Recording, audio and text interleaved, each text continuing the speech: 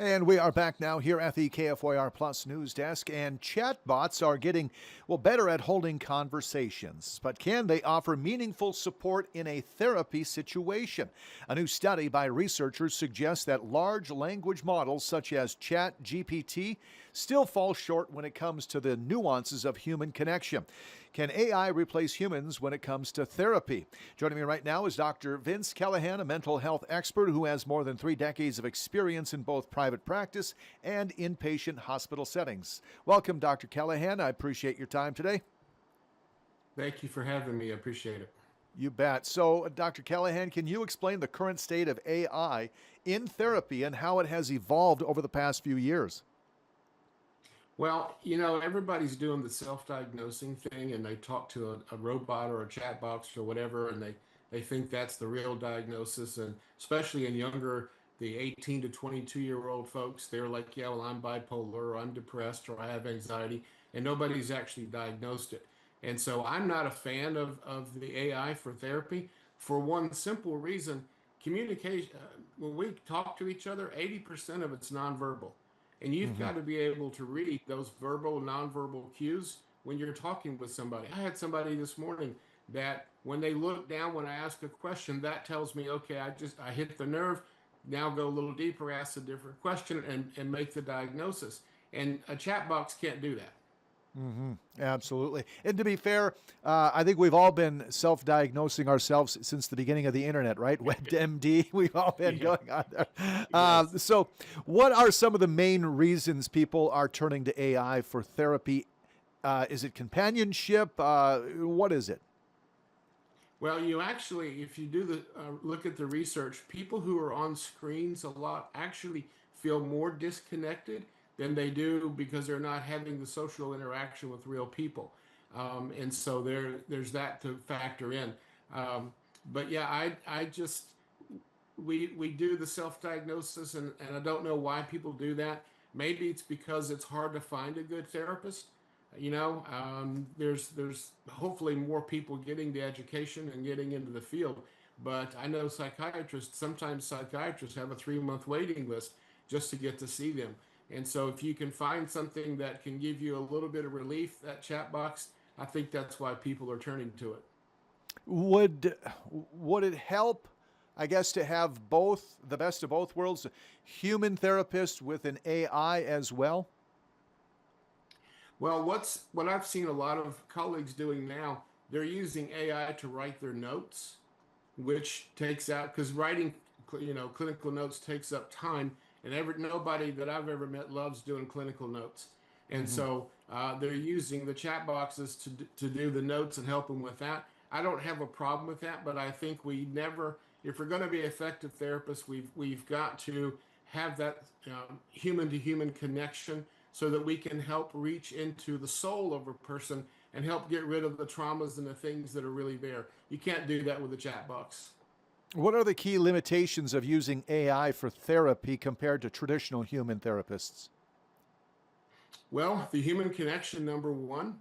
Number two, a chat box may be able to diagnose if you tell it certain symptoms, but it's not really going to get the history. It's not going to get what's going on. For instance, I have someone who just spent a week in the hospital, and I spoke to him today, and doing counseling with therapy with him. And a chat box can't dig into the issues that are there. It's kind of like if we had Sheldon on Big Bang Theory as he would represent the AI bot and be a therapist. It just doesn't work because he doesn't get the nuances. He doesn't get it. Yeah, exactly. Any ethical concerns that arise from using AI therapy? Yeah, who are you going to hold responsible? If an AI bot gives you a diagnosis and it's a wrong diagnosis or it's a wrong prescription, who's responsible now? You're not going to be able to hold them accountable. You're not going to be able to license a chat box. You're not going to be able to have the state regulations that go along with it. So it just opens a sliding slope that we don't need to get to. What advancements do you foresee in the next few years in AI therapy? I hope it doesn't advance, to be honest. Yeah. I'm old school. I'm old. I got a little gray hair. I've been doing this for almost 40 years. And I hope and pray that this whole chat box AI thing slows down and we keep the human contact, to be honest. I think it's a slippery slope that we don't need to get to. And I see that would decline in mental health services. I just don't think it would work. And I pray that it doesn't go much further than it is right now. Therabot, your thoughts on that tool? Um, Simple answer, no thank you. That is a pretty simple answer, Doc. Pretty simple, What? straightforward. Okay. Just a couple more, and you kind of answered this one, but I'd still like for the viewers to kind of get a clear and concise answer. The risks of relying too heavily on AI therapy. Well, what are you going to do if you, like, for instance, I'll go back to my patient this morning. Digging and dealing with the history of that person. She told me, well, I've tried to commit suicide 5 times. I don't think an AI bot's going to get that kind of information. Mm-hmm. I don't believe AI at its best has the human reasoning ability. It doesn't have executive functioning skills. It doesn't have critical thinking skills. It cannot put pieces of information together to come up with something that has never been thought of. Like for this patient I'm talking about, she has been misdiagnosed, but because this morning I could dig and I know where to go and I know how to put pieces of information together, I can say, well, that's a misdiagnosis. Please call your doctor because here's what's really going on. I don't think a bot can do that. If AI is used responsibly, is there any room for it in therapy? Again, short answer, no. The only thing that I see that could benefit therapists is using Chat GPT for notes and Mm-hmm. clinical stuff that they put in. It's Mm-hmm. not, we can't get away from the human touch. We can't let a machine take over the information we would put in as therapists. We can't go there. That's the wrong place to go.